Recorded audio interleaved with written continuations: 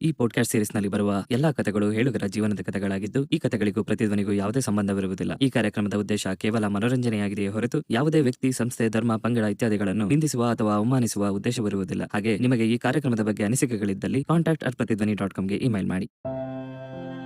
ಈ ಪ್ರೀತಿ ಅಂದ್ರೆ ಏನು? ಬನ್ನಿ, ನಿಮ್ಮ ಈ ಪ್ರತಿಧ್ವನಿಯ ಲವ್ ಮ್ಯಾಚ್ ಬಾಕ್ಸ್ 2ನೇ ಸೀಸನ್ನಲ್ಲಿ ಕೂಡ ಈ ಪ್ರಶ್ನೆಗೆ ಉತ್ತರ ಹುಡುಕೋ ಪ್ರಯತ್ನ ಮಾಡ್ತಾ ಸಾಗೋಣ. ನೀವು ಕೇಳ್ತಾ ಇದ್ದೀರಾ ಲವ್ ಮ್ಯಾಚ್ ಬಾಕ್ಸ್. ಹಾಗೆ ನಾನು ನಿಮ್ಮ ಜೊತೆ ಚೇತನ್ ನಾರಾಯಣ ಸ್ವಾಮಿ. ಒಂದು ಎಮೋಷನಲ್ ರೈಡ್ ಹೋಗಿ ಬರೋಣವಾ?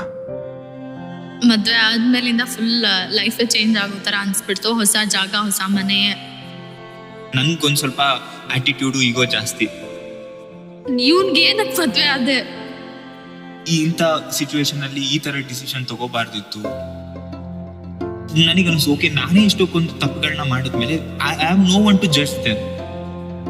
ನಿನಗೆ ಇದ್ದಾಗ ಅದ್ರ ವ್ಯಾಲ್ಯೂ ಗೊತ್ತಾಗಲ್ಲ, ಕಳ್ಕೊಂಡಾಗ ಏನೋ ಮಿಸ್ ಆಗಿದೆ ಅನ್ಸುತ್ತೆ. ಮದುವೆ ಅಂದ್ರೆ ಅದು.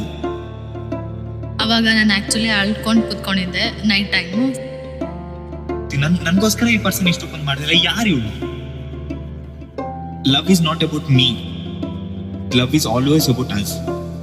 ಅರೇಂಜ್ ಮ್ಯಾರೇಜ್ ಆದ್ರೂ ಕೂಡ ಲವ್ ಇರುತ್ತೆ ಅಂತ ನನಗೆ ಮದುವೆ ಆದ್ಮೇಲೆ ಫುಲ್ ತಿಳ್ಕೊಟ್ಟಿದೆ.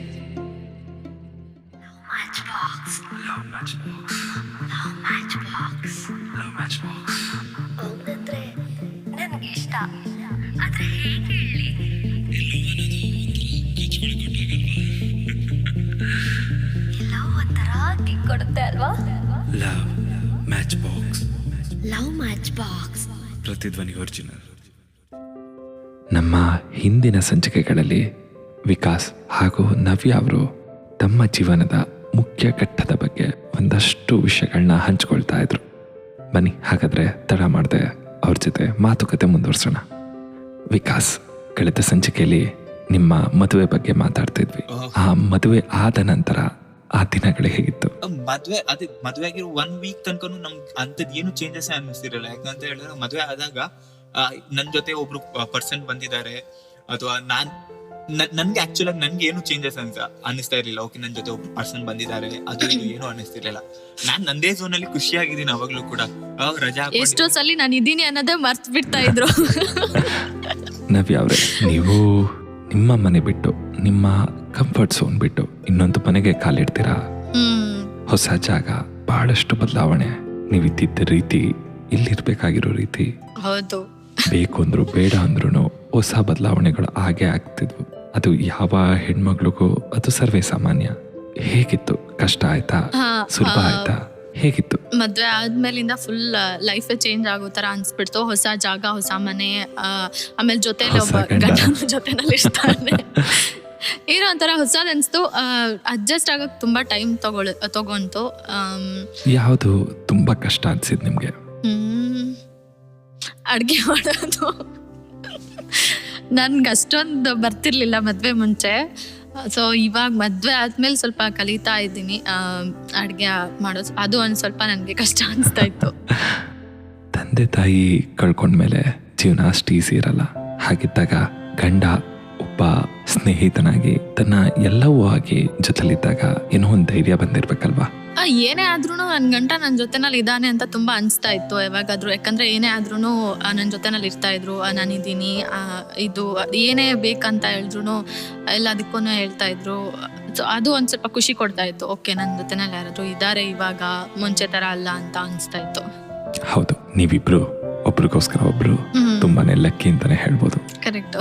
ಹಾಗೆ ವಿಕಾಸ್, ನೀವು ಹೇಳಿ, ಹೇಗಿತ್ತು ಆ ಮದುವೆ ಆದ ಮೊದಲ ಕೆಲವು ದಿನಗಳು ಅಥವಾ ತಿಂಗಳುಗಳು? ಫಸ್ಟ್ ಇಯರ್ ಆಫ್ ಮ್ಯಾರೇಜ್ ಅದು ರೋಲರ್ ಕೋಸ್ಟರ್ ರೈಡ್ ಚೇತನ್. ಓಕೆನಾ? ಎಷ್ಟು ಖುಷಿಯಾಗಿದ್ದು ಅಷ್ಟು ಮಿಸ್ಅಂಡರ್ಸ್ಟ್ಯಾಂಡಿಂಗು ಇದೆ, ಅಷ್ಟೊಂದು ಜಗಳನೂ ಆಡಿದೀವಿ, ಕಿತ್ತಾಡ್ಬಿಟ್ಟಿದೀವಿ. 1-2-3 ಸ್ಟೇಜ್ಗಳಲ್ಲಿ ಎಲ್ಲ ದೂರ ಆಗ್ಬಿಡೋಣ, ಈ ಹುಡುಗಿ ಕರೆಕ್ಟ್ ಆಗಲ್ಲ ನನ್ಗೆ ಅನ್ನೋ ತನಕನೂ ಹೋಗಿದ್ದೀವಿ. ಸೊ ಅಷ್ಟೊಂದು ವರ್ಸ್ಟ್ ಥಿಂಗ್ಸು ನಡೆದೋಗಿದೆ ನಮ್ಮ ಇಬ್ರು ಜೀವನದಲ್ಲಿ. ನಾವು ಏನೇ ಒಂದು ಜಗಳ ಆದ್ರೂ ಕೂಡ ನಾನು ನನ್ನ ಪಾರ್ಟ್ನರ್ ಬಗ್ಗೆ, ಇವ್ರ ಬಗ್ಗೆ ನಾನು ಒಂದು ಪ್ಲಸ್ ಪಾಯಿಂಟ್ ಏನು ಹೇಳ್ತೇನೆ ಅಂದ್ರೆ, ನನ್ಗೊಂದು ಸ್ವಲ್ಪ ಆಟಿಟ್ಯೂಡು, ಈಗೋ ಜಾಸ್ತಿ. ನಾನು ಏನೇ ಜಗಳ ಆದ್ರೂ ನಾನು ಹೋಗ್ಬಿಟ್ಟು ಇವ್ರನ್ನ ಮಾತಾಡ್ಸಲ್ಲ. ಇವರೇ ಬಂದ್ಬಿಟ್ಟು ನನಗೆ ಪ್ಯಾಂಪರ್ ಮಾಡಬೇಕು. ಓಕೆನಾ. ಅದಕ್ಕೆ ನಾನು ಥ್ಯಾಂಕ್ಸ್ ಹೇಳಕ್ ಇಷ್ಟಪಡ್ತೀನಿ. ಇವತ್ತವರೆಗೂ ಹೇಳಿರ್ಲಿಲ್ಲ, ಫಸ್ಟ್ ಟೈಮ್ ಥ್ಯಾಂಕ್ಸ್ ಹೇಳಕ್ ಇಷ್ಟಪಡ್ತೀನಿ. ನಾನು ಎಷ್ಟೇ ಜಗಳ ಆಡಿದ್ರು, ಎಷ್ಟೇ ಕೋಪ ಮಾಡ್ಕೊಂಡ್ರು, ಈ ಪರ್ಸನ್ ನನಗೆ ಬಂದು ಪ್ಯಾಂಪರ್ ಮಾಡಿ ಆಯ್ತು ಬಿಡು, ಸರಿ ಆಯ್ತು ಬಿಡು, ನಾನು ಏನೇ ಹೇಳಿದ್ರು ಅವಾಗ ಕೋಪದಲ್ಲಿದ್ದಾಗ ತುಂಬಾ ಬೈದ್ ಬಿಡ್ತೀನಿ. ಒಂದ್ಸತಿ ಬೈದ್ರು ಕೂಡ ಬೈಸ್ಕೊಂಡು ಆಯ್ತು ಬಿಡು ನಂದೇ ತಪ್ಪು ಬಿಡು, ಏನೂ ಆಗಲ್ಲ, ಆಯ್ತು ಬಿಡು ಅಂತ ಹೇಳ್ಬಿಟ್ಟು ಪ್ಯಾಂಪರ್ ಮಾಡಿ ಸಮಾಧಾನ ಮಾಡಿ ಥಿಂಗ್ಸ್ ನ ಸಾರ್ಟ್ ಔಟ್ ಮಾಡ್ಕೊಂತಾರೆ. ಸರಿ, ನವ್ಯ ಅವರೇ, ಒಬ್ಳು ಹುಡುಗಿ ಒಂದು ಮನೆಗೆ ಮದುವೆ ಆಗಿ ಕಾಲಿಟ್ಟಾಗ ಬಹಳಷ್ಟು ಕನಸುಗಳನ್ನ ಹೊತ್ತು ಹೋಗಿರ್ತಾಳೆ. ನೀವು ಆಗ್ಲೇ ಹೇಳಿದಾಗೆ ನೀವು ಒಂದಷ್ಟು ಕನಸುಗಳನ್ನ ಕಟ್ಕೊಂಡು ಹೋಗಿದ್ರಿ. ಆಗಿದ್ದಾಗ ಈ ಜಗಳಗಳಾಗ್ಲಿ ಅಥವಾ ಒಂದಷ್ಟು ಈಗೋ ಕ್ಲಾಶಸ್ ಆಗ್ಲಿ ಆ ಥರದ್ದೆಲ್ಲ ಬಂದಾಗ ಹೇಗೆ ಅನ್ನಿಸ್ತಾ ಇತ್ತು? ಎಲ್ಲ ಹೊಸ ಜನ, ಸಂಪೂರ್ಣವಾಗಿ ಹೊಸ ಪ್ರಪಂಚನೇ ಆಗಿತ್ತು ನಿಮ್ಗದು. ಆಗ ನಿಮ್ಮ ಮನಸ್ಸಿನಲ್ಲಿ ಏನ್ ನೋಡ್ತಾ ಇತ್ತು? ನನ್ಗೆ ಒಂದ್ 2-3 ಸಲ ಜಗಳ ಆದಾಗ ಅವ್ರು ರೇಗದಾಗ ಅಥವಾ ಅದೆಲ್ಲ ನಂಗೆ ಅನ್ಸ್ತಾ ಇತ್ತು, ನಾನ್ ಇವ್ನ್ಗೆ ಏನಕ್ ಮದ್ವೆ ಆದೆ, ಇವ್ರಿಗೆ ಯಾಕೆ ಮದ್ವೆ ಆದೆ ನಾನು, ಇಷ್ಟೊಂದೆಲ್ಲ ಕೋಪ ಇದೆ ಅಲ್ಲ, ನಾನೇ ಹೋಗ್ಬಿಟ್ಟು ಪ್ಯಾಂಪರ್ ಮಾಡ್ಬೇಕಾ? ಯಾಕಂದ್ರೆ ಹುಡ್ಗಿರು ಎಕ್ಸ್ಪೆಕ್ಟ್ ಮಾಡ್ತಾರೆ ಹುಡ್ಗ ಬಂದ್ಬಿಟ್ಟು ಪ್ಯಾಂಪರ್ ಮಾಡ್ಲಿ ಅಂತ. ನಾನೇ ಹೋಗ್ಬಿಟ್ಟು ಮಾತಾಡ್ಸ್ಬೇಕಲ್ಲ, ಹಿಂಗೆ ಇದು ಕಷ್ಟ ಆಗುತ್ತಲ್ಲ. ನಂಗೂ ಅನ್ಸ್ತಾ ಇತ್ತು ಒಂದೊಂದ್ಸಲಿ ನಾನು ತಪ್ಪು ಮಾಡ್ಬಿಟ್ಟ ಮದ್ವೆ ಆಗ್ಬಿಟ್ಟು, ಆ ಥರ ಎಲ್ಲ ಅನ್ಸ್ತಾ ಇತ್ತು, ಬೇಜಾರಾಗ್ತಾ ಇತ್ತು ತುಂಬಾ. ಆದ್ರೆ ಅದನ್ನ ಹೇಗ್ ಮ್ಯಾನೇಜ್ ಮಾಡ್ತಾ ಇದ್ರಿ? ಜಗಳ ಆಗಿದ ತಕ್ಷಣ ನಾನು ಯೋಚನೆ ಮಾಡ್ತಾ ಇದ್ದೆ, ಓಕೆ ನನ್ ಗಂಡನೇ ಅಲ್ವಾ ಬಿಡು, ಬೇರೆಯವ್ರ ಗಂಡ ಅಲ್ವಲ್ಲ, ಇವತ್ತಿಲ್ಲ ನಾಳೆ ಮತ್ತೆ ಮಾತಾಡ್ಸ್ಲೇಬೇಕು ಅಂತ ಆ ಮೈಂಡ್ ಸೆಟ್ ಅಲ್ಲಿ ಇರ್ತಾ ಇದ್ದೆ. ಏನಾಗ್ಲಿ ಪರವಾಗಿಲ್ಲ, ಜೊತೆನಲ್ಲಿ ಇರ್ಬೇಕು ಒಟ್ಟು ಅಂತ ಅಷ್ಟೇ ಮೈಂಡ್ ಸೆಟ್ ಅಲ್ಲಿ ಇರ್ತಾ ಇದ್ದೆ.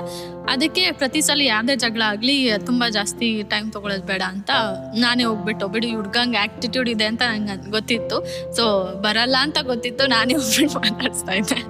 ಆ ಆಟಿಟ್ಯೂಡ್, ಆ ಕೋಪ, ಆ ಈಗೋ ಕ್ಲಾಶಸ್ ಇನ್ನೂ ಹಾಗೆ ಇದೆಯಾ ಅಥವಾ ಹೇಗ್ ಬದಲಾಗಿದೆ? ಇವಾಗ ಚೇಂಜ್ ಆಗಿದೆ. ಯಾಕಂತಂದ್ರೆ ನಾವು ಕುತ್ಕೊಂಡು ಮಾತಾಡ್ತೀವಿ ಏನೇ ಇದ್ರು ಹಿಂಗೆ ಅಂತ ಹೇಳಿ. ಹಾಗಾಗಿ ಅವ್ರ ತಪ್ಪು ಏನೇ ಇದ್ರು ಕೂಡ ಅವ್ರು ಬಂದ್ಬಿಟ್ಟು ಓಕೆ ನನ್ ತಪ್ಪಿದೆ ಸಾರಿ ಅಂತ ಇವಾಗ ಕೇಳ್ತಾರೆ. ಸರಿ ವಿಕಾಸ್, ಈಗ ನಿಮ್ಮ ಕಡೆ ಕಥೆ ಹೇಳಿ. ಕೆಲವೊಂದು ಇನ್ಸಿಡೆಂಟ್ಗಳಲ್ಲಿ ವರ್ಸ್ಟ್ ಥಿಂಗ್ಸ್ ಆಗಿದೆ ಚೇತನ್, ಜಗಳ. ಓಕೆನಾ, ಆ ವರ್ಸ್ಟ್ ಥಿಂಗ್ಸ್ ಆದ್ಮೇಲೆ ನನಗೆ ನನ್ನ ಮೇಲೆ ಗಿಲ್ಟ್ ಆಗಿರುತ್ತೆ. ಇಲ್ಲ, it could have been better, ಇಂಥ ಸಿಚುವೇಶನ್ ಅಲ್ಲಿ ಈ ತರ ಡಿಸಿಷನ್ ತಗೋಬಾರ್ದಿತ್ತು ಅನ್ನೋದು ಎಲ್ಲ ಬಂದಾಗ ಒಂದ್ಸತಿ ಅನ್ಸುತ್ತೆ, ಓಕೆ ನಾನು ಆ ಪರ್ಸನ್ ನ ಜಡ್ಜ್ ಮಾಡೋಕ್ಕಿಂತ ಮುಂಚೆ ನಾನು ಎಷ್ಟು ಕರೆಕ್ಟ್ ಆಗಿದ್ದೀನಿ. ಓಕೆ, ನನ್ಗೆ ಅನ್ಸಿದ್ದು ಯಾವತ್ತು ಅಂದ್ರೆ, ನಮ್ದು ಎಷ್ಟೋ ಸತಿ ಜಗಳ ಆಗಿದೆ. ಎಷ್ಟೋ ಸತಿ ಜಗಳ ಆದಾಗ ಪ್ರತಿ ಸಲ ಅನ್ಸಿದೆ, ಇವಳು ಹಂಗ್ ಮಾಡಿದ್ಲು, ಈ ಹುಡುಗಿ ಹಿಂಗ್ ಮಾಡಿದ್ಲು, ಇವ್ರು ಇದ್ ಮಾಡಿದ್ರು, ಇದ್ ಮಾಡಿದ್ ಕರೆಕ್ಟ್ ಅಲ್ಲ ಅಂತಾನೆ ಹೇಳ್ತಾ ಇರ್ತೀವಿ. ನಾವೆಷ್ಟು ಕರೆಕ್ಟ್ ಮಾಡಿದೀವಿ ಈ ರಿಲೇಶನ್ಶಿಪ್ ಅಲ್ಲಿ ಇದ್ಬಿಟ್ಟು, ನಾವೇನ್ ಮಾಡಿದೀವಿ, ನಾವೇನ್ ಕಾಂಟ್ರಿಬ್ಯೂಟ್ ಮಾಡಿದೀವಿ ಅಂತ ಯೋಚನೆ ಮಾಡಕ್ ಸ್ಟಾರ್ಟ್ ಆದಾಗ ನನ್ಗೆ ರಿಯಲೈಸ್ ಆಯ್ತು, ಓಕೆ ನಾನ್ ಅವ್ರ ಮೇಲ್ಗಡೆ ಥಿಂಗ್ಸ್ ನ ಹಾಕೋದಕ್ಕಿಂತ ಮುಂಚೆ ಫಸ್ಟ್ ನಾನ್ ಎಷ್ಟು ಕರೆಕ್ಟ್ ಆಗಿದ್ದೀನಿ ಅಂತ ಅನ್ನಿಸ್ದಾಗ ನನಗನ್ನಿಸ್ತು, ಓಕೆ ನಾನೇ ಇಷ್ಟಕ್ಕೊಂದು ತಪ್ಪುಗಳನ್ನ ಮಾಡಿದ್ಮೇಲೆ I have no one to judge them. ಹೌದು, ನೀವು ಹೇಳ್ತಿರೋದು ಸಂಪೂರ್ಣವಾಗಿ ಸತ್ಯ ಇದೆ. ಈ ತರ ಸನ್ನಿವೇಶಗಳಲ್ಲಿ ಕೆಲವು ಸರಿ ಕೆಲವರು ಸಂಬಂಧಿಕರಾಗ್ಲಿ ಅಥವಾ ತಂದೆ ತಾಯಿ ಆಗ್ಲಿ ಇನ್ವಾಲ್ವ್ ಆಗ್ತಾರೆ. ಬಹಳಷ್ಟು ಸರಿ ಅವರ ಉದ್ದೇಶ ಗಂಡ ಹೆಂಡತಿ ಮಧ್ಯ ಜಗಳ ಬಿಡಿಸೋದೇ ಆಗಿದ್ರು ಅದು ವಿರುದ್ಧ ದಿಕ್ಕಲ್ಲಿ ತಿರ್ಕೊಳ್ಳೋಂತ ಚಾನ್ಸಸ್ ಜಾಸ್ತಿ ಇರುತ್ತೆ. ನವ್ಯ ಅವರ ತಂದೆ ತಾಯಿ ಇಲ್ಲದೆ ಇರೋದ್ರಿಂದ ನಿಮ್ಮಿಬ್ಬರ ಜಗಳದಲ್ಲಿ ನಿಮ್ಮ ತಂದೆ ತಾಯಿ ಏನಾದ್ರು ಇನ್ವಾಲ್ವ್ ಆಗಿದ್ರಾ? ನನ್ನ ಪೇರೆಂಟ್ಸ್ ಇಂಥ ವಿಷಯದಲ್ಲಿ best Chetan. I am lucky to have a parents like them. ಅವ್ರದ್ದು ಒಂದು ಬೆಸ್ಟ್ ಕ್ವಾಲಿಟಿ ಏನು ಅಂತ ಹೇಳಿದ್ರೆ, ಅವರಿಗೆ ನೋಯಿಂಗ್ಲಿ ಅವ್ರ ಅನ್ನೋಯಿಂಗ್ಲಿ ಗೊತ್ತಾಗುತ್ತೆ ಇವ್ರಿಬ್ರು ಮಾತಾಡ್ತಾ ಇದ್ದಾರಾ ಮಾತಾಡಲ್ವಾ ಅಂತ. ಬಟ್ ಅವ್ರು ಯಾವತ್ತೂ ಇಂಟರ್ಫಿಯರ್ ಆಗಲ್ಲ. ಓಕೆ ಯಾಕೋ ನೀವಿಬ್ರು ಮಾತಾಡ್ತಾ ಇಲ್ಲ, ನೀನ್ ಜಗಳ ಆಡಿದ್ರ ಅಂತ ಒಂದಿನಾನು ಕೂಡ ನನ್ನ ತಂದೆ ತಾಯಿ ನನ್ನ ಹತ್ರ ಬಂದ್ಬಿಟ್ಟು ಕೇಳಲಿಲ್ಲ. ಯಾಕೆಂತ ಹೇಳಿದ್ರೆ, ನಮ್ಮ ತಂದೆ ಒಂದು ವಿಷಯ ಹೇಳ್ತಾ ಇದ್ರು. ನಮ್ದು ಎಂಗೇಜ್ಮೆಂಟ್ ಆದಾಗ ನಾನು ಊರಲ್ಲಿ ಮನೆಗೆ ಏನಕ್ಕೆ ಹೋದಾಗ ಏನೋ ಕ್ಲೀನಿಂಗ್ ಮಾಡ್ಬೇಕಂತ ನಾನು ಉಂಗ್ರ ತೆಗ್ದಿಟ್ಟಿದ್ದೆ, ಎಂಗೇಜ್ಮೆಂಟ್ ರಿಂಗ್ ತೆಗ್ದಿಟ್ಟಿದ್ದೆ. ಸೊ ನಾನು ನಮ್ಮ ಅಪ್ಪನ ಕೈಯಲ್ಲಿ ಕೊಟ್ಟಿದ್ದೆ. ಅದಾದ್ಮೇಲೆ ಕ್ಲೀನ್ ಎಲ್ಲ ಮಾಡಿದ್ಮೇಲೆ ವಾಪಸ್ ಇಟ್ಕೊಂಡಾಗ ನಾನು ನಮ್ಮ ಅಪ್ಪನ್ಗೆ ಹಿಂಗೆ ಫನ್ನಿ ವೇನಲ್ಲಿ ಹೇಳ್ದೆ, ಲೈಕ್ ಈ ಉಂಗ್ರ ಅನ್ನೋದು ಎಷ್ಟು ಇದಲ್ವಾ, ಕೈಯಲ್ಲಿ ಇದ್ದಾಗ ಅನಿಸ್ತಾ ಇತ್ತು, ಅಯ್ಯೋ ಯಾಕಾದ್ರೂ ಹಾಕೊಂಡಿದ್ದೀನಿ ಗುರು ಇದನ್ನ ಅಂತ. ಕೈಯಿಂದ ತೆಗ್ದಾಗಿದ ತಕ್ಷಣ ಉಂಗ್ರ ಏನೋ ಮಿಸ್ ಆಗಿದೆ ಜೀವನದಲ್ಲಿ ಅಂತ ಹೇಳಿದಾಗ ನಮ್ಮಪ್ಪ ಒಂದು ಹೇಳಿದ್ರು, ಮದುವೆ ಅಂದ್ರೆ ಅದು ನಿನಗೆ ಇದ್ದಾಗ ಅದ್ರ ವ್ಯಾಲ್ಯೂ ಗೊತ್ತಾಗಲ್ಲ, ಕಳ್ಕೊಂಡಾಗ ಏನೋ ಮಿಸ್ ಆಗಿದೆ ಅನ್ಸುತ್ತೆ ಅಂತ. ಸೊ ಅದರ ಎಕ್ಸಾಂಪಲ್ ನನ್ನ ಪೂರ್ತಿ ಜೀವನದಲ್ಲಿ ನೋಡ್ಕೊಂಡ್ ಬಂದಾಗಿಂದ ನಮ್ಮಮ್ಮ ಅಂತೂ, ನಮ್ಮಮ್ಮ ಆಗಿರ್ಲಿ ನಮ್ಮಪ್ಪ ಆಗಿರ್ಲಿ ಏನೇ ಇನ್ಸಿಡೆಂಟ್ ನಡೆದ್ರು ಕೂಡ ಅವ್ರು ಹೇಳೋದೇನು ಅಂದ್ರೆ ನಿಮ್ಮಿಬ್ರು ಪ್ರಾಬ್ಲಮ್ ನೀವೇ ಕುತ್ಕೊಂಡು ಸಾಲ್ವ್ ಮಾಡಿ. ಅದು ಮೂರನೇ ಅವ್ರು ಬಂದ್ರೆ ಅದಕ್ಕೆ ಏನಾದ್ರು ಆಡ್ ಆದ್ರೆ ಅದು ಎಲ್ಲೋ ಹೋಗುತ್ತೆ, ಬೇರೆ ಕಡೆ ಎಲ್ಲೋ ಹೋಗುತ್ತೆ. ಈಗ ನಾನು ನನ್ನ ಮಗ ಅಂತ ಹೇಳ್ಬಿಟ್ಟು ನಾನು ನಿನಗೆ ಸಪೋರ್ಟ್ ಮಾಡ್ತೀನಿ, ಆ ಕಡೆಯಿಂದ ಅವ್ರ ಫ್ಯಾಮಿಲಿಯವರು ಬಂದ್ರೆ ಅಲ್ಲಿ ಇದು ಬರುತ್ತೆ, ಅದು ಫ್ಯಾಮಿಲಿ ಇಶ್ಯೂಸ್ ಆಗೋಗುತ್ತೆ. ನಿಮ್ಮಿಬ್ರು ಜಗಳ ನೀವೇ ಕುತ್ಕೊಳ್ಳಿ, ನೀವೇ ಸಾಲ್ವ್ ಮಾಡ್ಕೊಳ್ಳಿ. ವರ್ಸ್ಟ್ ಆಗೋಯ್ತಾ ಅವಾಗ then we are there. But ಸಣ್ಣ ಪುಟ್ಟ ಥಿಂಗ್ಸ್ಗಳಿಗೆಲ್ಲ ನಾವು ಇಂಟರ್ಫಿಯರ್ ಆಗಲ್ಲ ಅಂತ. ನವ್ಯ ಅವರೇ, ವಿಕಾಸ್ ಅವರ ತಂದೆ ತಾಯಿ ನಿಮ್ಮಿಬ್ಬರ ಮಧ್ಯ ಯಾವುದೇ ರೀತಿ ಭಿನ್ನಾಭಿಪ್ರಾಯ ಸೃಷ್ಟಿ ಆಗೋದು ಬೇಡ ಅಂತ ಹೇಳಿ ಅವರು ಒಂದು ಹೆಜ್ಜೆ ಹಿಂದೆ ಇದ್ರು ನಿಮ್ಮಿಬ್ರು ಜಗಳದ ಮಧ್ಯದಲ್ಲಿ ಬರೋದಕ್ಕೆ. ಆದ್ರೆ ನಿಮ್ಗೆಲ್ಲಾದ್ರೂ ಅನ್ನಿಸ್ತಾ ಇತ್ತಾ ನೀವಿಬ್ರು ಹೀಗೆ ಜಗಳ ಆಡಿ ಕೂತಿದ್ದಾಗ ಅವರು ನಿಮ್ ಬಗ್ಗೆ ಏನಾದ್ರು ತಪ್ಪಾಗಿ ತಿಳ್ಕೊಂಡ್ರೆ ಅನ್ನೋ ಭಯ ಏನಾದ್ರು ಕಾಡ್ತಾ ಇತ್ತಾ? ನನ್ಗೆ ಇವ್ರು ಹೇಳ್ದಂಗೆ ಅವರು ನಮ್ಮ ಅತ್ತೆ ಮಾವ ಅಷ್ಟೊಂದು ನಾವು ಜಗಳ ಆಡೋದ್ರ ಬಗ್ಗೆ ಅಷ್ಟೊಂದು ಇಂಟರ್ಫಿಯರ್ ಆಗ್ತಿರ್ಲಿಲ್ಲ. ಓಕೆ ಅವ್ರೇ ಸಾಲ್ವ್ ಮಾಡ್ಕೊಳ್ಳಿ ಅಂತ ಇರ್ತಾ ಇದ್ರು. ಬಟ್ ನನಗೆ ಜಗಳ ಆಗಿದ ತಕ್ಷಣ ನನ್ಗೆ ಯೋಚನೆ ಬರ್ತಾ ಇತ್ತು, ಓಕೆ ಮನೇಲಿ ಒಂಥರ ನಾನು ಒಂದ್ ಕಡೆ ಅವನು ಒಂದ್ ಕಡೆ ಕೂತ್ಕೊಂಡ್ರೆ ಚೆನ್ನಾಗ್ ಅನ್ಸಲ್ಲ ಅಂತ. ಅದಕ್ಕೆ ನಾನೇ ಹೋಗ್ಬಿಟ್ಟು ಮಾತಾಡೋಣ ಅಂತ ಹೇಳಿ ಮಾತಾಡಿಸ್ತಾ ಇದ್ದೆ. ವಿಕಾಸ್ ಅವರೇ, ಏನಂದ್ರೆ ಬಹಳಷ್ಟು ಸಂಬಂಧಗಳಲ್ಲಿ ಕಾಂಪ್ಲಿಕೇಶನ್ಸ್ ಅನ್ನೋದು ಬಂದಿರುತ್ತೆ. ಕೆಲವೊಂದೊಂದ್ಸಲಿ ಅದು ತುಂಬಾನೇ ಚಿಕ್ಕ ಕಾರಣಗಳಿಗೆ ಒಂದು ದೊಡ್ಡ ಯುದ್ಧನೇ ನಡೆದೋಗಿರುತ್ತೆ. ಆ ಕಾಂಪ್ಲಿಕೇಶನ್ಸ್ ಕೆಲವ್ರ ಜೀವನದಲ್ಲಿ ಹೆಚ್ಚಾದಾಗ ಸಾಕಾಯ್ತಪ್ಪ ಈ ಸಂಬಂಧ ಅನ್ಸೋ ಮಟ್ಟಕ್ಕೂ ಹೋಗೋ ಚಾನ್ಸಸ್ ಇರುತ್ತೆ. ಆಗ ಸ್ವಲ್ಪ ತಾಳ್ಮೆಯಿಂದ ಕೂತು ಯೋಚನೆ ಮಾಡಿದಾಗ ನಮಗೆ ಆ ವ್ಯಕ್ತಿ ನಿಜವಾಗ್ಲೂ ಏನಕ್ಕೋಸ್ಕರ ಬೇಕು, ಅವ್ರು ಯಾರು, ಅವರು ನಮಗೋಸ್ಕರ ಏನೆಲ್ಲ ಮಾಡೋದಕ್ಕೆ ರೆಡಿ ಆಗಿದ್ದಾರೆ ಅಂತ ಥಿಂಕ್ ಮಾಡ್ತಾ ಹೋದಾಗ ಆ ಸಂಬಂಧ ಕಾಪಾಡ್ಕೊಳ್ಳೋದಕ್ಕೆ 108 ಕಾರಣಗಳು ಹುಟ್ಟುತ್ತಾ ಹೋಗುತ್ತೆ. ಅದು ನಿಮ್ಮ ಜೀವನದಲ್ಲಿ ಹೇಗಿತ್ತು? ಚೇತನ್, ಟು ಬಿ ಫ್ರ್ಯಾಂಕ್, ನಾನು ಹೇಳೋದು ಅಂತ ಹೇಳಿದ್ರೆ, ದಿಸ್ ಪರ್ಸನ್ ಪಕ್ಕದಲ್ಲಿ ಕೂತಿದ್ದಾರೆ ಅಂತಲ್ಲ, she is the best one I got till now. ಯಾಕೆ ಅಂತ ಹೇಳಿದ್ರೆ ನನ್ಗೋಸ್ಕರ ಏನ್ ಮಾಡಕ್ಕೂ ರೆಡಿ ಇರ್ತಾರೆ. ಕೆಲವೊಂದ್ಸತಿ ನನ್ಗೆ ಅನ್ಸುತ್ತೆ ನಾನು ಓವರ್ ಆಗಿ ಮಾಡಿದ್ರು ಕೂಡ ಅದನ್ನ ಸಹಿಸ್ಕೊಂತಾರೆ. ನನ್ ಫನ್ ಆಗಿರ್ಬೋದು ಅಥವಾ ಕಾಟ ಕೊಡೋದಾಗಿರ್ಬೋದು ಅಥವಾ ಕೆಲವೊಂದು ಬೈಗಳಾಗಿರ್ಬೋದು ಅಂಡ್ ಇನ್ನು ಕೆಲವೊಂದ್ಸತಿ ನಮ್ ಜಗಳಗಳಾಗಿರ್ಬೋದು, ಏನೇ ಆದ್ರೂ ಕೂಡ ಅವ್ರು ತಡ್ಕೊಂತಾರೆ. ಶಿ ಕ್ಯಾನ್ ಬೇರ್ ಇಟ್ ಅಂಡ್ ಸ್ಮೈಲಿಂಗ್ಲಿ ಮತ್ತೆ ಬಂದ್ಬಿಟ್ಟು ನನ್ನ ಪ್ಯಾಂಪರ್ ಮಾಡ್ತಾರೆ ಅಥವಾ ಇದ್ ಬಿಟ್ಟಾಕು ಇದೆಲ್ಲ ಕಾಮನ್ ಅಂತ. ನಾನು ತುಂಬಾ ಲೋ ಆಗಿದ್ರು ಕೂಡ ಬಂದ್ಬಿಟ್ಟು ಏನು ಆಗಲ್ಲ, it's a part of life, ಇದಾಗುತ್ತೆ, ನೆಕ್ಸ್ಟ್ ಲೆಟ್ಸ್ ಮೂವ್ ಆನ್. ಅಥವಾ ಬೇರೆ ನನ್ನ ಪರ್ಸನಲ್ ಥಿಂಗ್ಸ್ ಆದ್ರೂ ಆಗಿರ್ಲಿ ಅಥವಾ ಪ್ರೊಫೆಷನಲ್ ಥಿಂಗ್ಸ್ ಆದ್ರೂ ಆಗಿರ್ಲಿ, ಏನೇ ವರ್ಸ್ಟ್ ಆದ್ರೂ ಕೂಡ ಶಿ ಹ್ಯಾವ್ ಮೈ ಬ್ಯಾಕ್. ಒಂದು ಪರ್ಸನ್ ಇಷ್ಟಕ್ಕೊಂದು ಜೊತೆಲಿದ್ದಾಗ ನನ್ಗೋಸ್ಕರ ಈ ಪರ್ಸನ್ ಇಷ್ಟಕ್ಕೊಂದು ಮಾಡಿದ್ರೆ ಯಾರು ಇವಳು, ಆಯ್ತು ಬಿಡು. ನನ್ಗೆ ಇತ್ತೀಚೆಗೆ ಹೆಂಗ್ ಅನ್ಸುತ್ತೆ ಅಂತ ಹೇಳಿದ್ರೆ, ನಮ್ದು ಏನೇ ಜಗಳ ಆದ್ರೂ ಕೂಡ ನನಗೆ 2 ಥಿಂಗ್ಸ್ ಬರುತ್ತೆ, ನೀನ್ ಈಗೋ ಇಂಪಾರ್ಟೆಂಟ್ ಅಥವಾ ಈ ಪರ್ಸನ್ ಇಂಪಾರ್ಟೆಂಟ್ ಥಿಂಕ್ ಮಾಡು ಅಂತ. ನನ್ ಬೈ ನೋಯಿಂಗ್ಲಿ ಬರ್ ಅನ್ನೋಯಿಂಗ್ಲಿ ನನ್ಗೆ ಈ ಪರ್ಸನ್ ಇಂಪಾರ್ಟೆಂಟ್. ಮತ್ತೆ ಇದಕ್ಕೆ ಇನ್ನೊಂದು ಪಾಯಿಂಟ್ ಆಡ್ ಮಾಡ್ಬೇಕು ಅಂದ್ರೆ, ಈ ಹುಡುಗಿ ಲೈಫಲ್ಲಿ ಫ್ಯೂ ಥಿಂಗ್ಸ್ ನ ತುಂಬಾ ಕಷ್ಟಪಟ್ಟು ನೋಡಿದ್ದಾಳೆ. ಅಂಡ್ ಶಿ ಸೀನ್ ಲೈಕ್ ಹೆಂಗ್ ಹೇಳ್ಬೇಕು ಅಂತ ಗೊತ್ತಿಲ್ಲ, ಅರ್ಲಿ ಏಜ್ ಅಲ್ಲಿ ಇವ್ರ ಪೇರೆಂಟ್ಸ್ ನ ಕಳ್ಕೊಂಡು ಆ ಕಷ್ಟ ಏನಿದೆ ಅದನ್ನೆಲ್ಲ ನೋಡ್ಕೊಂಡ್ ಬಂದಿರೋರು. ಅಂಡ್ ವೆನ್ ಅವ್ರನ್ನ ಆ ಥಿಂಗ್ಸ್ ನ ಎಲ್ಲ ಎಕ್ಸ್ಪ್ಲೇನ್ ಮಾಡಿದಾಗ ನನ್ಗೆ ಅನ್ಸೋದೇನು ಅಂತ ಹೇಳಿದ್ರೆ, ಇಷ್ಟೋ ವರ್ಷಗಳು ಕಷ್ಟ ಆಗೋಗಿದೆ ಬೈ ನೋಯಿಂಗ್ಲಿ ಐ ನೋಯಿಂಗ್ಲಿ. ನಾನು ಅದನ್ನ ಮತ್ತೆ ರಿಪೀಟ್ ಮಾಡಕ್ ನಾನು ಬಿಡಲ್ಲ. ನಾನ್ ಜೊತೆಗಿರೋ ತನಕನು ನನ್ನ ಒಂದು ಗೋಲು, ಈ ಹುಡುಗಿ ಕಣ್ಣೀರ್ ಹಾಕ್ಬಾರ್ದು, ನೋವು ಕೊಡಬಾರ್ದು. That's what I feel. ನನ್ನ ಡ್ಯೂಟಿ ಅದು, ಇವಳ ಕಣ್ಣಲ್ಲಿ ನೀರು ಬರೆಸ್ಬಾರ್ದು, ನನ್ನ ಇದು ಇವಳನ್ನ ಹ್ಯಾಪಿ ಆಗಿಡ್ಬೇಕು. ಯಾಕಂದ್ರೆ ನಾವು ಸಪ್ತಪದಿ ತುಳಿಬೇಕಾದ್ರೂ ಕೂಡ ನಾವು ಪ್ರಾಮಿಸ್ ಮಾಡಿರ್ತೀವಿ ಟು ಈಚ್ ಅದರ್, ಕಾಯ ವಾಚ ಮನಸ್ಸಿಂದ ನಾನು ನಿನ್ನ ಒಪ್ಕೊಂತೀನಿ, ನಿನ್ನ ಎಲ್ಲಾ ನೋವುಗಳಲ್ಲಿ ಎಲ್ಲಾ ಸುಖಗಳಲ್ಲಿ ನಾನಾಗಿ ಜೊತೆಲಿರ್ತೀನಿ ಅಂತ ನಾನು ಹೇಳಿರ್ತೀನಿ. ಸೊ ಅಂತ ಇದ್ ಪರ್ಸನ್ ಅಲ್ಲಿ ಇವಾಗ ನಾನು ಅನ್ನೋದಕ್ಕಿಂತ ನಾವು ಅನ್ನೋದು ಬಂತು ಅಂತ ಹೇಳಿದ್ರೆ, ನಾವು ಅನ್ನೋದ್ರಲ್ಲಿ ನನ್ಗೆ ಈ ಪರ್ಸನ್ ಇಸ್ ಮೋಸ್ಟ್ ಇಂಪಾರ್ಟೆಂಟ್ ಅಂತ ಅನ್ಸುತ್ತೆ. ಸೊ ನಾನ್ ಬೇಕಾದ್ರೂ ಕೂಡ ಡೌನಿಗೆ ಹೋಗ್ಬಿಟ್ಟು ನನ್ಗೆ ಈ ಪರ್ಸನ್ ನನ್ ಜೊತೆ ಇರಬೇಕು ಅನ್ಸೋದು ನನ್ಗೆ ಅನಿಸ್ತಾ ಇರೋದು. ನವ್ಯಾವ್ರೆ, ನಿಮ್ಗೆ ಆ ಚೇಂಜಸ್ ಕಾಣಿಸ್ತಾ ಇದೆಯಾ? ಹೇಗೆ ಅನಿಸ್ತಿದೆ ಈಗ? ಮುಂಚೆ ತುಂಬಾ ಆಟಿಟ್ಯೂಡ್ ಆಗ್ಲಿ ಅಥವಾ ಮಾತಾಡೋ ರೀತಿ ಆಗ್ಲಿ ಇವಾಗ ಚೇಂಜ್ ಆಗಿದೆ. ಜೊತೆಲಿ ಸಮಯ ಕಳೀತಾ ಪ್ರೀತಿ ಹುಟ್ಟುತ್ತೆ, ಪ್ರೀತಿ ಹೆಚ್ಚು ಆಗುತ್ತೆ. ಆ ಹೆಚ್ಚಾದ ಪ್ರೀತಿ ಎಲ್ರಿಗೂ ಅಚ್ಚರಿನೂ ಮೂಡಿಸುತ್ತೆ. ಹೌದು, ಬರ್ತಾ ಆ ಬಾಂಡಿಂಗ್ ಆಗ್ತಾ ಪ್ರೀತಿ ಜಾಸ್ತಿ ಆಗ್ತಾ ಚೇಂಜ್ ಆಗ್ತಾರೆ. ಅವಾಗೆಲ್ಲ ಸ್ವಲ್ಪ ಜಗಳ ಆದರೆ ಸಾಕು, ಹೋಗ್ಬಿಡು ನೀನು, ದಾವಣಗೆರೆಗೆ ಹೋಗ್ಬಿಡು ನೀನು ಅಂತ ಎಲ್ಲ ಹೇಳ್ತಾ ಇದ್ರು. ಇವಾಗ ಆ ಥರ ಎಲ್ಲ ಹೇಳಲ್ಲ. ಇವಾಗ ನಾನೇ ಒಂದೊಂದ್ಸಲಿ ನಾನೇ ಹೋಗ್ತೀನಿ ಅಂತ ಹೇಳ್ತಾ ಇರ್ತೀನಿ ಏನಾದರೂ ಜಗಳ ಆದರೆ. ಇವಾಗ ತುಂಬ ಚೇಂಜಸ್ ಇದೆ. ಈಗ ವಿಕಾಸ್ ಅವರಲ್ಲಿ ನೀವು ತುಂಬ ಇಷ್ಟಪಡುವಂಥ ಗುಣ ಯಾವುದು? ನನಗೆ ಅವರು ಮಾಡೋ ಸಪೋರ್ಟ್ ತುಂಬ ಇಷ್ಟ. ನಾನು ಏನೇ ಮಾಡ್ತೀನಿ ಅಂತ ಹೇಳಿದ್ರು ಓಕೆ ನೀನು ಮಾಡು, ಅದು ಏನಾಗಲಿ ಬಿಡಲಿ ನಾನು ಜೊತೆನಲ್ಲಿ ಇರ್ತೀನಿ ಅಂತ ಹೇಳ್ತಾರೆ. ಸೊ ಅದು ನನಗೆ ತುಂಬ ಇಷ್ಟ. ಒಂದ್ಸಲಿ ದಾವಣಗೆರೆನಲ್ಲಿ ಹೋದಾಗ ಒಂದು ಇನ್ಸಿಡೆಂಟ್ ಆಗಿತ್ತು. ಅವಾಗ ನಾನು ಆ್ಯಕ್ಚುಲಿ ಅಳ್ಕೊಂಡು ಕೂತ್ಕೊಂಡಿದ್ದೆ ನೈಟ್ ಟೈಮು. ಸೊ ಅವಾಗ ಅವ್ರು ನೋಡಿ ಇಲ್ಲ ಅಳ್ಬೇಡ, ನಾನು ಜೊತೆನಲ್ಲಿದ್ದೀನಿ ಅಥವಾ ಏನು ಮಾಡಬೇಕು ಅದೆಲ್ಲ ಹೇಳಿದ್ರು. ನಂಗೆ ಆ ಇನ್ಸಿಡೆಂಟ್ ಹೇಳೋಕ್ಕೆ ಇಷ್ಟ ಇಲ್ಲ. ಸೊ ಅವಾಗಿಂದ ನನಗನ್ನಿಸ್ತು ಓಕೆ ಇವ್ರು ನನ್ನ ಜೊತೆನಲ್ಲಿದ್ದಾರೆ. ನಿಮಗೆ ಮಾರಲ್ ಸಪೋರ್ಟ್ ಆಗಿ ಕಡೆವರೆಗೂ. ಹೌದು. ಸರಿ, ನಿಮ್ಮ ಈ ಸಂಬಂಧದಲ್ಲಿ ನಿಮಗೆ ತುಂಬ ಮರೆಯಲಾಗದ ಒಂದು ಬೆಸ್ಟ್ ಮೂಮೆಂಟ್ ಅಂದರೆ ಯಾವುದು? ನಂದು ಫಸ್ಟ್ ಬರ್ಡೇ ಮಾಡಿದ್ದು ನಂಗೆ ಗೊತ್ತಿರಲಿಲ್ಲ ಬರ್ಡೇ ಅವತ್ತು ನೈಟು ಮಾಡ್ತಾ ಇದ್ದಾರೆ ಅಂತ. ಸರ್ಪ್ರೈಸ್ ಆಗಿ ಮಾಡಿದ್ದು. ಸೊ ಅದು ನಂಗೆ ತುಂಬ ಖುಷಿ ಕೊಟ್ಟಿದ್ದು. ಯಾಕಂದರೆ ನನ್ನ ಲೈಫಲ್ಲಿ ನಾನು ಆ ಥರ ಯಾವತ್ತೂ ಬರ್ಡೇ ಮಾಡ್ಕೊಂಡಿರಲಿಲ್ಲ. ಆ್ಯಕ್ಚುಲಿ ನೀವೆಲ್ಲ ಬಂದು ಹೆಲ್ಪ್ ಮಾಡಿದ್ದವತ್ತು ಬರ್ಡೇನ.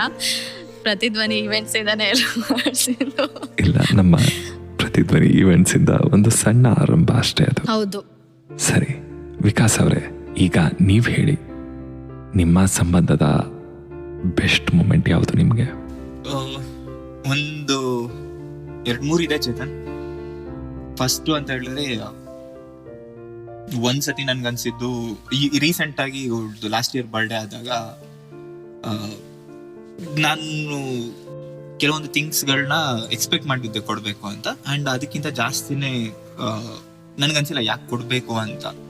ಬಟ್ ನಾನು ಏನೆಲ್ಲ ಅವತ್ತು ನೋಡಿದ್ನೋ ಆಕ್ಚುಲ್ ಆಗಿ ಇವ್ರಿಗೆ ಏನೆಲ್ಲ ಇದು ಮಾಡ್ಬೇಕು ಅಂತ ಅದೆಲ್ಲಾನು ನಾನು ಕೊಟ್ಟೆ. ಓಕೆನಾ?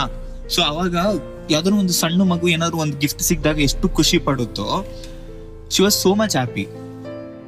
ಅದನ್ನ ನೋಡಿದಾಗ ನನ್ಗೆ ಅನಿಸ್ತು ಲೈಕ್ ನನ್ಗೆ ಈ ಪರ್ಸನ್ ಗೊತ್ತಿರೋದ್ರಿಂದ ನಾನು ಹೇಳ್ತಾ ಇರೋದು, ನಂಗೆ ಇವಳ ಬಗ್ಗೆ ಗೊತ್ತಿರೋದ್ರಿಂದ ಹೇಳ್ತಾ ಇದ್ದೀನಿ. ಇವಳು ಆ ಖುಷಿ ನೋಡ್ಬಿಟ್ಟು ನನ್ಗೆ ಅಷ್ಟೊಂದು ಖುಷಿ ಆಗ್ತಾ ಇತ್ತು. ಯಾಕೆಂತ ಹೇಳಿದ್ರೆ ಯಾರಿಗಾದ್ರೂ ನಾವು ಏನಾದ್ರು ಒಂದು ಕೊಟ್ಟಾಗ ಅವ್ರು ಅದನ್ನ ನೋಡ್ಬಿಟ್ಟು ಖುಷಿ ಆದ್ರೆ ನಮ್ಗೆ ಅನ್ಸುತ್ತೆ ಓಕೆ ನಾವು ಇದನ್ನ ಮಾಡಿದ್ದಕ್ಕೂ ಸಾರ್ಥಕ ಆಯ್ತು ಅಂತ. ನನ್ಗೆ ಅವಳಲ್ಲಿ ಅದನ್ನ ನೋಡಿದಾಗ ಲೈಕ್ ಏನಾದ್ರೂ ಆಗಿರ್ಬೋದು, ನಾನೇನು ದೊಡ್ಡ ಗಿಫ್ಟ್ ಕೊಟ್ಟಿದ್ದೀನಿ ಅಂತ ಹೇಳ್ತೀನಿ, ನನ್ಗೆ ಕೊಟ್ಟಿರೋ ಒಂದು ಸಣ್ಣ ಇಯರಿಂಗ್ಸ್ ನ ನೋಡ್ಬಿಟ್ಟು ವಾವ್ ಎಷ್ಟು ಸಖತ್ತಾಗಿದೆ ಅಂತ ಆ ಖುಷಿ ಪಡ್ತಾಳಲ್ವಾ, ಅದನ್ನ ನನ್ಗೆ ನೋಡ್ಬಿಟ್ಟು ಡೂಡ್ ಇದು ಡಿಫ್ರೆಂಟ್ ಹುಡುಗಿ ಅಂತ ಅದೊಂದು ಇನ್ಸಿಡೆಂಟ್. ಆಮೇಲೆ ಒಂದ್ಸತಿ ನಂದು ಇಳ್ದು ತುಂಬಾ ಒಂದ್ಸತಿ ದೊಡ್ಡ ಜಗಳ ಆಗಿತ್ತು ಯಾವ್ದೋ ಒಂದು ವಿಷಯಕ್ಕೋಸ್ಕರ. ನಾವು ಅದಾದ್ಮೇಲೆ ಇಲ್ಗೋ ಒಂದ್ ಕಡೆ ಟ್ರಿಪ್ಪಿಗೆ ಹೋಗಿದ್ವಿ. ನಾನ್ ಟ್ರಿಪ್ಪಲ್ಲಿ ಒಂದ್ ಸ್ವಲ್ಪ ಆಗ್ಬಿಟ್ಟು ಏನೇನೋ ಹೇಳಿದ್ದೀನಿ ಅಂತೆ. ಅದಾದ್ಮೇಲೆ ನಾವು ಬ್ಯಾಂಗ್ಳೂರಿಗೆ ವಾಪಸ್ ಬಂದಾದ್ಮೇಲೆ ನನಗೆ ಗೊತ್ತಿಲ್ಲ ಏನೆಲ್ಲ ಆಗಿದೆ ಅಂತ. ಅವಳು ಬಂದ್ಬಿಟ್ಟು ಪಕ್ಕದಲ್ಲಿ ಕುತ್ಕೊಂಡು ದೆನ್ ಶಿ ಟೋಲ್ಡ್ ಲೈಕ್ ಆಗಿದ್ದೆಲ್ಲ ಆಗೋಯ್ತು, ಬಿಡು ಇವಾಗ, ಲೆಟ್ಸ್ ಅಲ್ಲಿಂದ ಬಿಟ್ಬಿಟ್ಟು ಇವಾಗ ನಾವು ಮತ್ತೆ ನಮ್ಮ ಲೈಫ್ನ ರೆಸ್ಯೂಮ್ ಮಾಡ್ಕೊಂಡು ಖುಷಿಯಿಂದ ಇದಾಗೋಣ ಅಂತ ಹೇಳಿದಾಗ ನನಗೆ ಒಂದ್ಸರಿ ನಾನು ಅವಾಗ ಎಮೋಷನಲ್ ಆಗಿದ್ದೆ. ಲೈಕ್ ಗುರು ನಾನೇ ಮಾಡಿದ ತಪ್ಪೋದು, ನಾನು ಇಲ್ಲ ಅಂತ ಹೇಳಲ್ಲ, ನಾನೇ ಮಾಡಿದ ತಪ್ಪಿಗೆ ಕೂಡ ಅವಳು ಇಷ್ಟಕ್ಕೊಂದು ಸಪೋರ್ಟ್ ಮಾಡಿ ಇಲ್ಲ ಬಿಟ್ಟಾಕು, ಲೆಟ್ಸ್ ಗೋ ಟುಗೆದರ್ ಅಂತ, ಲೆಟ್ಸ್ ರೆಸ್ಯೂಮ್ ನಮ್ ಲೈಫ್ನ ಅಂತ ಹೇಳಿದಾಗ ನನ್ಗೊಂದ್ ಸ್ವಲ್ಪ ಅನ್ಸಿತ್ತು ಇಷ್ಟಕ್ಕೊಂದೆಲ್ಲ ಆದ್ಮೇಲೂ ಕೂಡ ಈ ಹುಡುಗಿ ನನ್ನ ಜೊತೆ ನಿಂತಿದ್ದಾಳಲ್ವಾ ಅಂತ ಎಲ್ಲ. ಅಂಡ್ ನನ್ಗೆ ಇವಳ ಜೊತೆ ಸ್ಪೆಂಡ್ ಮಾಡಿರೋ ಮೋಸ್ಟ್ ಆಫ್ ದ ಮೂಮೆಂಟ್ಸ್ ನಾನು ಸ್ಟೋರ್ ಮಾಡಿ ಇಟ್ಕೊಂತೀನಿ.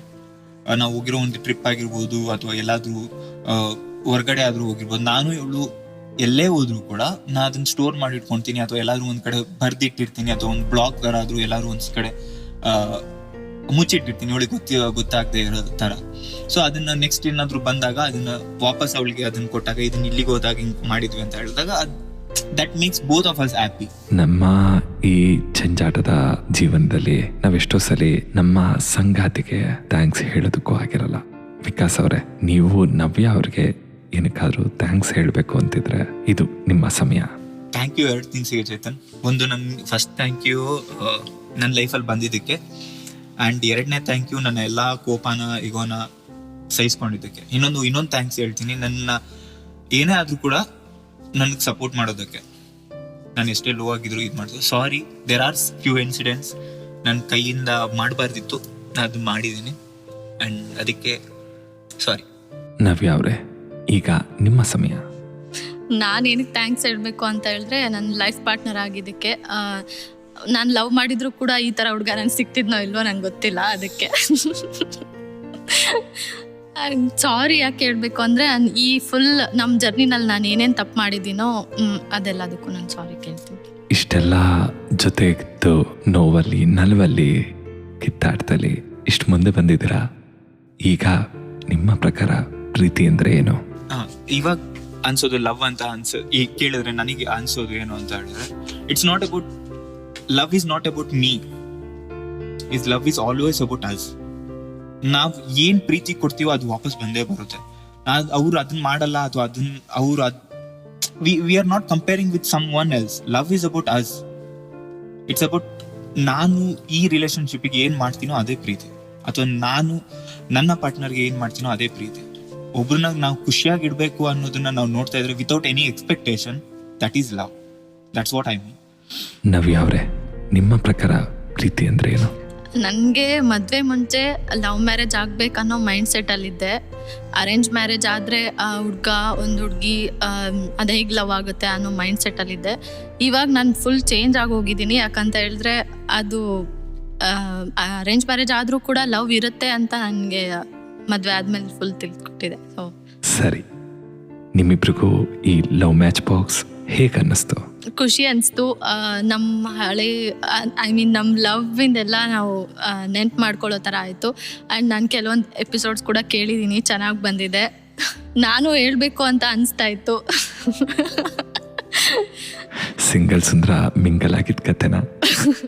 ಸಿಂಗಲ್ ಸುಂದ್ರ ಇವಾಗ ಮಿಂಗಲ್ ಆದೋದ್ರಲ್ಲ, ಹಾಗಾಗಿ ಸಿಂಗಲ್ ಇಲ್ಲ ಇವಾಗ. ಹೌದು, ಕಂಪ್ಲೀಟ್ ಆಗಿ 100% ನಿಮಗೆ ರಿಜಿಸ್ಟ್ರೇಷನ್ ಆಗೋಗಿದೆ ಬಿಡಿ. ಹೌದು. ಇನ್ನೊಂದು ಪಾಯಿಂಟ್ ಹೇಳ್ತಾ ಇದ್ದೀನಿ ಚೇತನ್, ಆಸ್ ನಾಟ್ ನಾನು ಪ್ರತಿಧ್ವನಿಯಾಗಿ ಬಂದ್ಬಿಟ್ಟಲ್ಲ, ಹೊರಗಡೆ ನಿಂತ್ಕೊಂಡ್ಬಿಟ್ಟು ಒಬ್ಬ ವ್ಯೂವರ್ ಆಗಿ ಕೇಳ್ತಾ ಇದ್ದೀನಿ. ತುಂಬಾ ಸ್ಟೋರೀಸ್ಗಳನ್ನ ಕೇಳಿದ್ದೀವಿ ನಾವು ಪ್ರತಿ ಸಲ. ಲವ್ ಮ್ಯಾಚ್ ಬಾಕ್ಸ್ ಇದೆ ಅಂತ ಅಲ್ಲ, ಪ್ರತಿ ಬೇರೆ ಬೇರೆಯವ್ರದ್ದು ಈ ಶೋ ಮಾಡ್ತಾ ಇದೀವಿ ಅಂತ ಗೊತ್ತಾದ್ಮೇಲೆ ಕೂಡ ನಾವು ಎಷ್ಟೋ ಜನರ ಹತ್ರ ಕೇಳ್ತಾ ಇರ್ತೀವಿ, ಈ ತರ ಒಂದು ಶೋ ಇದೆ, ನಿಮ್ ಲವ್ ಸ್ಟೋರಿನೂ ಹೇಳಿ ಅಂತ ಹೇಳ್ಬಿಟ್ಟು. ಎಲ್ಲರೂ ಹೇಳೋದೇನು ಅಂತ ಹೇಳಿದ್ರೆ, ಅಯ್ಯೋ ನಮ್ ಲವ್ ಸ್ಟೋರಿನಲ್ಲಿ ಏನಿದೆ ಗುರು, ಏನೂ ಇಲ್ಲ, ಹಿಂಗ್ ನೋಡಿದ್ವಿ ಲವ್ ಆಯ್ತು, ಅಥವಾ ಯಾವುದೋ ಒಂದು ಸಿಂಪಲ್. ನಾನು ಹೇಳೋದು ಲವ್ ಇಸ್ ನಾಟ್ ಅಬೌಟ್ ಅವರ ಕತೆಗಳಲ್ಲ, ಆ ಮೂಮೆಂಟ್ಗಳಲ್ಲಿ. ಒಂದು ಸಣ್ಣ ಸಣ್ಣ ಮೂಮೆಂಟ್ ಆಗಿರ್ಬೋದು, ಒಂದು ಪ್ರಪೋಸಲ್ ಆಗಿರ್ಬೋದು, ಅಥವಾ ಇನ್ನೊಂದು ಎಲ್ಲೋ ಒಂದ್ ಕಡೆ ಹೋಗಿರೋ ಒಂದು ಬೆಸ್ಟ್ ಮೂಮೆಂಟ್ ಆಗಿರ್ಬೋದು, ಅದನ್ನೆಲ್ಲ ಸೇರಿಸ್ಬಿಟ್ಟು ಒಂದು ಲವ್ ಮ್ಯಾಚ್ ಬಾಕ್ಸ್ ಆಗುತ್ತೆ. ಅಂತ ಮೂಮೆಂಟ್ಗಳನ್ನ ಇವಾಗ ನಾನು ರೆಕಾರ್ಡ್ ಮಾಡಿದ್ಮೇಲೆ ನಂಗೆ ಗೊತ್ತಾಗಿದ್ದು, ಓಕೆ ಇದು ಡೌನ್ ದ ಲೈನ್ ಎಲ್ಲಿಗೆಲ್ಲ ಕರ್ಕೊಂಡು ಹೋಗುತ್ತೆ, ಅಂಡ್ ಎಷ್ಟು ಎಮೋಷನಲ್ ಮಾಡುತ್ತೆ, ಅಂಡ್ ಎಷ್ಟು ಖುಷಿ ಕೊಡುತ್ತೆ, ಅಂಡ್ ಎಷ್ಟು ಅಂಡರ್ಸ್ಟ್ಯಾಂಡಿಂಗ್ ಇನ್ನೂ ಬೆಳೆಸುತ್ತೆ. ನನಗೆ ಎಷ್ಟೋ ಪಾಯಿಂಟ್ಸ್ ಇವ್ರು ಹೇಳೋ ತನಕ ನಂಗೆ ಗೊತ್ತೇ ಇರಲಿಲ್ಲ. ಓಕೆ, ಇದೆಲ್ಲ ಹಿಂಗೆಲ್ಲ ನಡೆದಿತ್ತಾ ಅಂತ. ಹೌದು, ನಮ್ಮ ಜೊತೆ ಇಷ್ಟೊತ್ತು ಸಮಯ ಕಳೆದು ಇಷ್ಟೆಲ್ಲ ಪ್ರೀತಿ ಹಂಚ್ಕೊಂಡ ನಿಮಗೆ ಧನ್ಯವಾದಗಳನ್ನ ಹೇಳ್ತಾ ನಿಮ್ಮನ್ನ ಬೀಳ್ಕೊಡೋ ಸಮಯ. Thank you. ನಮ್ಮ ಪ್ಲೇಜರ್. ಸ್ನೇಹಿತರೆ, ಹೇಗಿತ್ತು ಈ ಶೋ? ದಯವಿಟ್ಟು ನಮ್ಮ ಕಮೆಂಟ್ ಸೆಕ್ಷನ್ಗಳಲ್ಲಿ ತಿಳಿಸ್ಕೊಡಿ. ಮತ್ತೊಂದು ಜೋಡಿ ಜೊತೆ ನಾವು ಮತ್ತೆ ಸಿಗ್ತೀವಿ ಮುಂದಿನ ಸೋಮವಾರ ಬೆಳಗ್ಗೆ 5 ಗಂಟೆಗೆ ಹಾಜರಿರ್ತೀವಿ. ಕೇಳೋದನ್ನು ಮರಿಬೇಡಿ, ಹಾಗೆ ಸಬ್ಸ್ಕ್ರೈಬ್ ಮಾಡ್ಕೊಳ್ಳೋದನ್ನು ಮರಿಬೇಡಿ. ನಿಮಗೂ ನಿಮ್ಮ ಕಥೆನ ನಮ್ಮ ಜೊತೆ ಹಂಚ್ಕೊಳ್ಬೇಕು ಅನ್ನೋ ಇಚ್ಛೆ ಇದ್ದರೆ ನಮಗೆ ವಾಟ್ಸಪ್ ಮಾಡಿ 9481704305. ಈ ಸಂಚಿಕೆಯ ಸಂಭಾಷಣೆ ಬರೆದಿರೋರು ಚೇತನ್ ಹಾಗೂ ವಿಕಾಸ್ ಅವರು. ಸಿಂಗಲ್ ಸುಂದರ ಆಗಿ ವಿಕಾಸ್ ಮಂಜುನಾಥ್ ಅವರು, ಹಾಗೆ ಪಂಪಾಪಣ್ಣನಾಗಿ ಮಹೇಶ್ ಅವರು ಅದ್ಭುತವಾಗಿ ಮನರಂಜಿಸಿದ್ದಾರೆ. ಹಾಗೆ ಪ್ರತಿಧ್ವನಿಯ ಮತ್ತಷ್ಟು ಪಾಡ್ಕಾಸ್ಟ್ ಕೇಳೋದಕ್ಕೆ ವಿಸಿಟ್ ಮಾಡಿ podcast.pratidhwani.com. ಹಾಗೆ ಸಂಗೀತ ಕಲಿಯೋದಕ್ಕಾಗಲಿ, ಫೋಟೋಗ್ರಫಿ, ಇವೆಂಟ್ ಮ್ಯಾನೇಜ್ಮೆಂಟ್, ಈ ರೀತಿಯ ಮತ್ತಷ್ಟು ಸರ್ವಿಸ್ನ ನೀವು ಪಡಿಬೋದು. ಅದಕ್ಕಾಗಿ ನಮಗೆ ವಾಟ್ಸಪ್ ಮಾಡ್ಬೋದು 9481704305. ಇಷ್ಟನ್ನ ಹೇಳ್ತಾ ಸೈನಿಂಗ್ ಆಫ್, ಚೇತನ್ ನಾರಾಯಣ ಸ್ವಾಮಿ.